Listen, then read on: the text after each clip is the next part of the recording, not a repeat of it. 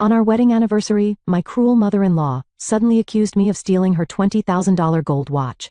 In front of everyone she shouted, "You're the thiefy." My husband immediately stopped the celebration and demanded that I return the watch. When I said I hadn't taken it, he lost his temper and punched me in the nose so hard I fell to the ground and injured. But what happened next? They never saw it coming. My name is Arya Bennett, and I'm 29 years old. What was supposed to be a celebration of love and commitment turned into the most humiliating night of my life. It was our first wedding anniversary, and I had planned to remember it forever, for joy, for laughter, for everything good that came with love. But instead, everything fell apart. We were hosting a grand party at our home in Willowdale, a charming little city where I'd grown up. I had inherited this house from my parents, and it held all my most precious memories. My husband, Caleb, was 31, a man I once believed to be kind, patient, and loyal. He worked as a real estate consultant, and when we got married, I truly thought I had found my forever. The house was decorated beautifully that night. Lights shimmered along the walls, music played softly in the background, and laughter echoed through every corner. Our friends, colleagues, and extended family were gathered in the dining hall, raising their glasses and clinking them in toasts. Even Marilyn, Caleb's mother, was there, her signature pearls and expensive perfume reminding everyone of her status. She was a retired fashion boutique owner, known for her elegance and icy demeanor. At first, the night went smoothly. But as the evening progressed, I noticed Marilyn's smile becoming sharper, more forced. Her eyes followed me around the room, and her conversations were laced with subtle jabs. I ignored it. I reminded myself that this was my celebration. Then came the moment I'll never forget. Marilyn stood up during dinner, tapped her glass with her ring, and commanded the room's attention. "I have something important to say," she declared, her voice calm but heavy. Everyone turned toward her. Caleb looked confused. I looked at her, puzzled. She raised her bare wrist, showing the faint tan line where her luxury gold watch had once been. "My watch," she said slowly, "a family heirloom worth thousands, has gone missing. And the last person near my room was Arya." My heart dropped. I stared at her, shocked. "No," I stammered. "I don't know what you're talking about. I haven't been near." "Don't lie," she snapped, her composure cracking. "You've always been envious of our family's lifestyle. Admit it, you stole it." The room fell silent. Eyes turned toward me. Caleb stood, and I looked to him for support. Instead, he shouted, "Arya, if you took it, give it back. Don't make this worse. I didn't take anything," I cried. "How can you believe this?" And then, before I could say another word, he struck me across the face. Gasps filled the room. I stumbled back, clutching my cheek, humiliated and stunned. "I'm calling the police," Caleb said coldly. Minutes later, I was dragged out of my own home in handcuffs, my face burning with pain, my soul shattered by betrayal. Marilyn smiled. Caleb stood tall, and the people I had welcomed into my home looked away. But what they didn't know was, I'd be back, and I wouldn't come back empty-handed. The ride in the back of the police car felt unreal. My hands were cuffed, my cheeks still stung from Caleb's slap, and I could barely see through the tears clouding my vision. I had never felt so humiliated, so utterly discarded. The flashing red and blue lights reflected off the car windows, each pulse reminding me that my life, everything I had believed in, had just shattered. At the station, I was processed like a criminal. Fingerprints, mugshot, cold stares from officers who already believed I was guilty. They led me into a small, dimly lit interrogation room. The fluorescent light above flickered slightly as two officers came in and began their questions. "Did you steal the watch? Have you had conflicts with your mother-in-law before? Were you near her room during the party?" I repeated my truth over and over. "No, I didn't take anything.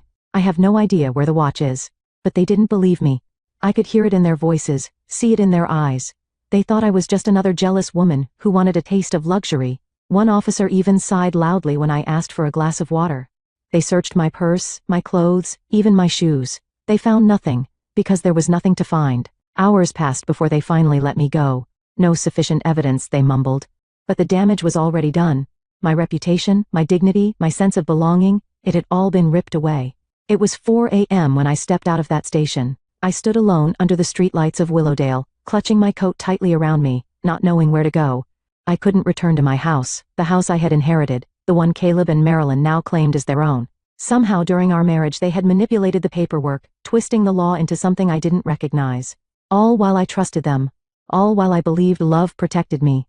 I found a cheap motel on the edge of town. It smelled of bleach and dust, but I didn't care. I collapsed onto the worn-out bed, stared at the cracked ceiling, and for the first time that night, I allowed myself to break down completely. My phone buzzed with messages and missed calls. Friends, distant relatives, neighbors. None of them asked if I was okay. They all wanted the same thing, the story. gossip wrapped in faux concern. I ignored them all. I was exhausted, emotionally, physically, mentally, but beneath that exhaustion, something else began to rise: rage. They had taken everything from me, but I wasn't going to let them win. The next morning, I sat on the edge of the motel bed staring at myself in the cracked mirror. My face was pale, my eyes swollen, and the red mark from Caleb's slap still burned on my cheek. I didn't recognize the woman looking back at me, but beneath the bruises and the pain, something had shifted. I wasn't just broken, I was angry. I had trusted Caleb. I had welcomed his mother into my home. I had bent over backward trying to keep peace, to be the good wife, the kind daughter-in-law. And what did I get? Public humiliation, betrayal, homelessness. And then, as if the universe wanted to mock me further, I received an eviction notice. I stared at the document in disbelief. The house, my house, the one left to me by my parents, was now legally under Caleb's name. He had used our marriage to quietly transfer ownership, exploiting my trust and love like a predator. I crumpled the notice in my hands. That was my breaking point. The Arya that once wanted to keep the peace, that tried to see the good in everyone, was gone. A new Arya was rising, one who refused to be a victim. I gathered what little energy I had left and returned to the police station. Not as a suspect this time, but as someone ready to fight back. I asked to speak with someone about filing a formal complaint. The officer at the desk gave me a tired look, clearly assuming this was just a domestic issue. "It's probably a misunderstanding," he said, already turning back to his computer. "No," I said firmly. "It's fraud, theft, abuse, and I have proof." That's when they introduced me to Detective Naomi Clark, a woman in her early 40s with sharp eyes and a calm presence. She listened, really listened, as I told her everything, from Marilyn's calculated insults to Caleb's growing passivity, from the false accusation at the party to the slap, the arrest, the forged paperwork, and the stolen house. "I know it sounds like a lot," I said, my voice shaking, "but it's all true. They've taken everything from me." Naomi didn't brush me off. She nodded slowly, her voice steady. "They sound clever, but clever people leave trails. We'll find them." For the first time in days, I felt something other than despair, hope. We opened a case. Detective Naomi Clark didn't waste time. The next morning, she called me in for a formal statement. I sat across from her in a small, quiet office with a notepad in my lap, and my hands still trembling. But this time, I wasn't scared. I was ready. I told her everything. Dates, conversations, financial details, moments that once felt too small to matter, but now revealed a larger pattern. Naomi asked thoughtful questions, never rushing me, and took meticulous notes. When I mentioned Caleb's name being added to the house deed shortly after our wedding, her eyes narrowed slightly. "Do you still have the original paperwork?" she asked. "Yes," I said, nodding. "My parents' will, the deed, the bank documents, I kept them all in a fireproof lockbox." "Where's the lockbox now?" I hesitated. "It was in the bedroom closet. Caleb must have taken it." Naomi scribbled a note and assured me they'd look into it. The following days were slow, but steady. Naomi assigned a small team to begin gathering evidence, pulling my financial records, checking property transfers, and reviewing Caleb's banking activity. I turned over every text, email, and receipt I could find. At the same time, I tried to rebuild some stability. I was still staying at the motel, room 112, which had become my tiny shelter from the storm. The woman who managed the place, Elsie, was a kind-hearted soul in her 60s with silver curls and a raspy voice from years of smoking. She brought me coffee every morning without asking, and always left a warm meal by my door when she knew I hadn't eaten. "You don't owe them your tears, sweet girl," she told me one night, sitting beside me on a small bench outside my room. "What they did to you, that ain't love. That's poison." Her kindness held me together more than she knew. 2 weeks into the investigation, Naomi called me in with a spark of excitement in her voice. "Arya," she said as I sat down across from her again. "We found something." She slid a folder toward me. Inside were records showing Caleb had opened a secret trust account under his name just weeks after we married. Thousands of dollars, money from my inheritance, had been funneled into it slowly and carefully over time. The transfers were disguised as routine expenses, home renovations, insurance payments, maintenance, but all of it led straight to him. I stared at the papers, my stomach twisting. I felt betrayed all over again. The man I'd shared a bed with, trusted with my heart, had been stealing from me in plain sight. Naomi looked at me with a steady gaze. "This is solid evidence. It proves intent. He wasn't just being passive, he was complicit. And we're looking deeper into Marilyn's involvement. I have a feeling she's the architect behind all of this." I nodded slowly, anger burning beneath my ribs. "I want to stop them from selling the house. Can we do that?" Naomi gave me a half smile. "Already on it. We've filed an emergency injunction. They can't touch that property now, not until we finish this case." It was the first real victory, but I knew the fight wasn't over. I had just started to take my life back. As the investigation gained momentum, so did my resolve. Every morning I woke up, poured a cup of motel coffee and reminded myself, they will not win. Detective Naomi Clark kept me informed every step of the way. She was methodical, patient, and relentless. A few days after freezing the house sale, she called me in again. This time, her tone carried weight. "Arya," she said, sliding a printed email across the desk. "We just hit gold." I leaned in and scanned the page. My heart dropped as I read the subject line, "Steps to secure full ownership."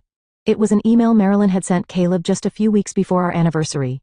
In it, she detailed how to manipulate me into transferring assets, what lies to tell, and even how to use the party as a perfect distraction if things got messy. "Get her drunk if you have to," one line read. "Make her sign the paperwork while she's emotional." I stared at the words, stunned. All those moments I had brushed off, her snide comments, Caleb's sudden insistence on updating joint accounts, the pressure to trust blindly. They've been part of a plan, a premeditated betrayal. Naomi sat back in her chair, watching me process the weight of it. This goes far beyond fraud. This is calculated emotional abuse. She coached him through every move. Tears welled up in my eyes, but I didn't let them fall. I wouldn't give Marilyn the satisfaction, not even in memory. "Can we use this in court?" I asked quietly. "Absolutely," Naomi replied. "This is damning.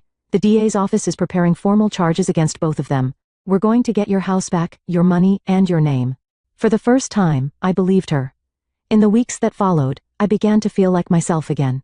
Not the naive woman clinging to a broken marriage, but the woman who had survived it. I started helping Naomi and her team by organizing every document I had left, listing details of every conversation that once seemed irrelevant, little pieces that now added up to a full picture of manipulation and greed. Elsie, the motel manager, became like family during that time. She even took a photo of me one afternoon and pinned it to the bulletin board behind the front desk. "Strongest woman I know," she said proudly. I smiled through tears. Not because I was broken, but because someone finally saw me for who I really was. Then one evening, just as the sun dipped below the trees outside room 112, Naomi called again. "Arya," she said, her voice serious. "They tried to list the house under a fake name. Marilyn used a shell identity and hired a private agent to bypass the injunction. If we hadn't flagged it in time, the property could have been sold offshore." My blood ran cold. They were desperate, dangerous. But Naomi was already a step ahead. "We've got them on attempted fraud, obstruction, and identity falsification. With the theft and abuse charges, this case is airtight now." I sat quietly, letting it all sink in. "Are you ready to take them to court?" she asked. I didn't hesitate. "Yes. I've never been more ready." The day of the trial arrived sooner than I expected. I stood outside the Willowdale County Courthouse, dressed in a simple navy suit, my heart pounding beneath my ribs. The sky was gray, and a cool breeze swept through the trees lining the courthouse steps. It felt like the calm before a storm, one I had been preparing for, one I was ready to walk into. Detective Naomi Clark met me at the doors. She gave me a firm nod and a reassuring smile. "You're going to do great," she said. "You're not the one on trial here. They are." Inside the courtroom, everything was still, too still. The quiet buzz of lawyers and shuffling papers filled the space, but to me, it sounded distant. My eyes scanned the room until they landed on Caleb and Marilyn sitting together at the defense table. Marilyn was composed as ever, dressed in a tailored black dress with pearls at her neck. But this time, her smile was gone. Caleb looked pale and uneasy, fidgeting with his cufflinks, avoiding my gaze. I took a deep breath and sat down beside Naomi and the district attorney assigned to the case, Rachel Marks, a fierce, confident woman with an iron will and a brilliant legal mind. She nodded at me and whispered, "Let's bring them down." The trial began. Rachel opened with a powerful statement. "This case is not about misunderstanding. It's about manipulation, betrayal, and premeditated theft." Arya Bennett was not just emotionally abused. She was targeted and stripped of her rightful inheritance by those she trusted most. I watched as the jury listened intently, some of them already glancing over at Caleb and Marilyn with suspicion. Over the next several days, Rachel presented the evidence, financial records showing the siphoning of funds, the fraudulent property transfer documents, and the email communications between Marilyn and Caleb. Naomi testified with confidence, laying out the investigation step by step. She explained how Marilyn orchestrated the entire scheme, how Caleb followed her instructions, and how I had been painted as a thief to cover their tracks. Then it was my turn to testify. I stood before the court, my voice shaking at first, but growing stronger with every word. I loved Caleb. I trusted Marilyn. I gave them everything I had, my heart, my home, my loyalty. And in return, they humiliated me, stole from me, and tried to destroy my life. I paused, making sure to meet the jury's eyes. But I refused to stay silent. I fought back, not just for myself, but for every person who's ever been manipulated into thinking they were the problem.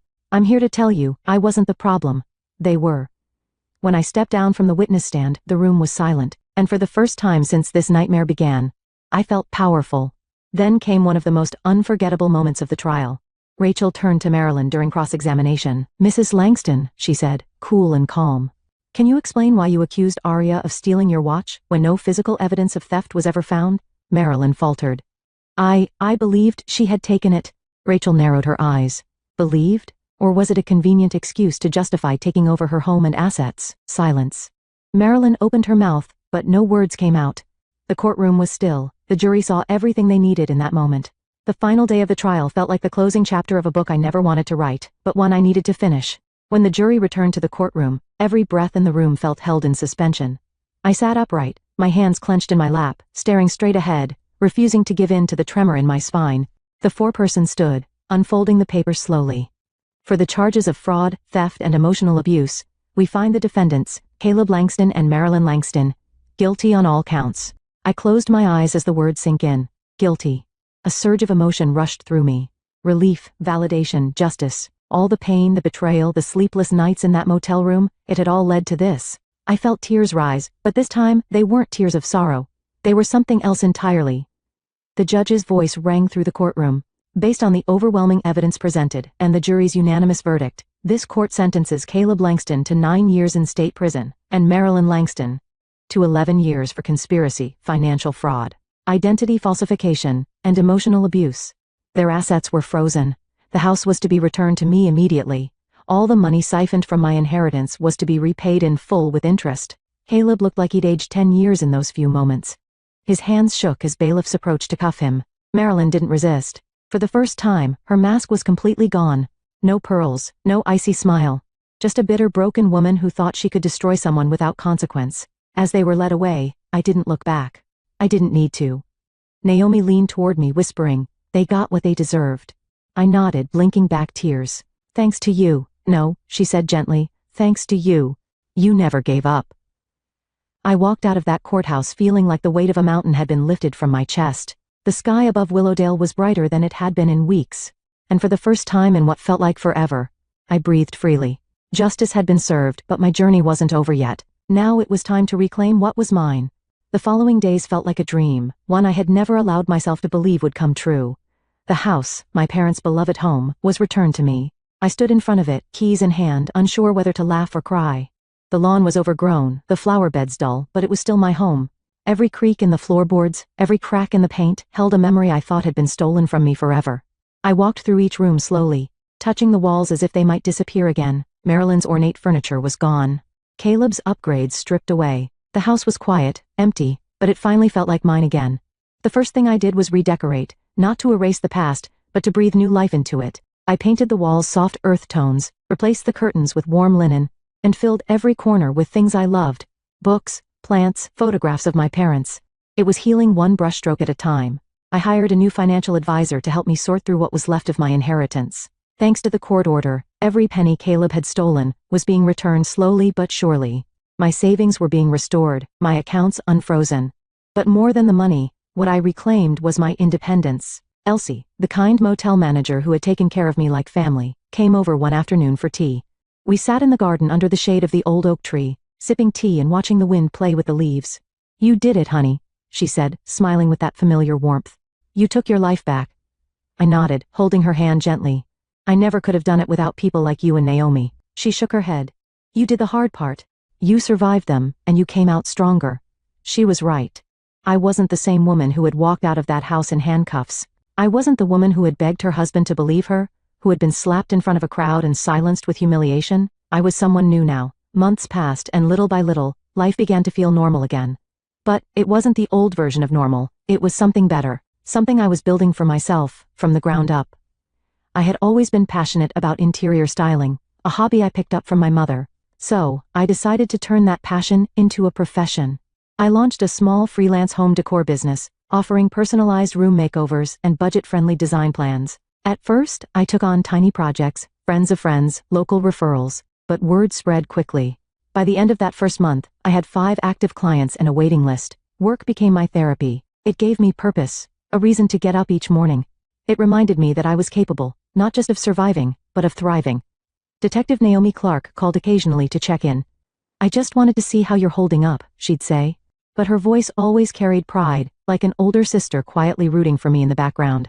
One day, I thanked her again. "You didn't just help me win a case," I told her. "You helped me find myself again." She chuckled softly. "You did that on your own. I just gave you the flashlight." The emotional healing was slower. Some nights I'd wake up drenched in sweat, flashes of that night, of Caleb's betrayal, of Marilyn's smirk still flickering in the corners of my mind. But those moments began to fade with time, replaced by quiet mornings in the garden, laughter over dinner with Elsie, and the joy of seeing a client's face light up at a finished project. One afternoon while organizing the attic, I found an old photo tucked inside a dusty box. It was me and Caleb from our honeymoon. We were smiling, arms wrapped around each other, blissfully unaware of the chaos ahead. I stared at it for a long time. And then, without hesitation, I tore it in half. There was no sadness, no regret, just peace. That chapter was over, completely. One evening about 6 months after the trial ended, I stood in the backyard of my reclaimed home, surrounded by people who had become my chosen family. The warm Willowdale breeze rustled through the trees. Soft music played from the speakers I'd set up near the patio. Paper lanterns swayed above us, casting a gentle golden glow over the garden. It wasn't extravagant. It didn't need to be. It was real, simple, mine. I had invited only a few people, Elsie of course, and her husband Harold, a couple of my new design clients who had become close friends, and Detective Naomi Clark, who showed up in jeans and a cardigan, holding a bottle of sparkling cider and a rare, easy smile. "You've done something beautiful here," Naomi said as she looked around the garden. I smiled, brushing a curl behind my ear. "Not just the house," I replied. "My life." As the evening continued, laughter bubbled up from every corner. People danced, told stories, and toasted to new beginnings. I stood at the edge of it all for a moment, just soaking it in. 6 months ago, I had been dragged out of this same house in handcuffs, shamed and abandoned. Now I stood tall, proud, and surrounded by warmth. Later that night, as the guests left and the stars blanketed the sky, I sat alone on the back steps, sipping the last of my cider. I looked up at the sky and whispered, "Thank you, Mom and Dad. I kept it. I kept the house, I kept my name, and I'm finally okay." It wasn't the life I had imagined when I said I do to Caleb, but it was so much better. I had found strength I didn't know I had. I had rebuilt everything they tried to destroy, and I had done it on my own terms. This was my story. And though the chapter with Caleb and Marilyn had ended, the rest of the book was still being written by me. I am Aria Bennett, and I am free. Thank you for watching Aria's powerful story of courage and justice. If her journey inspired you, don't forget to like the video, leave a comment, and subscribe to the channel for more stories like this. Your support means the world.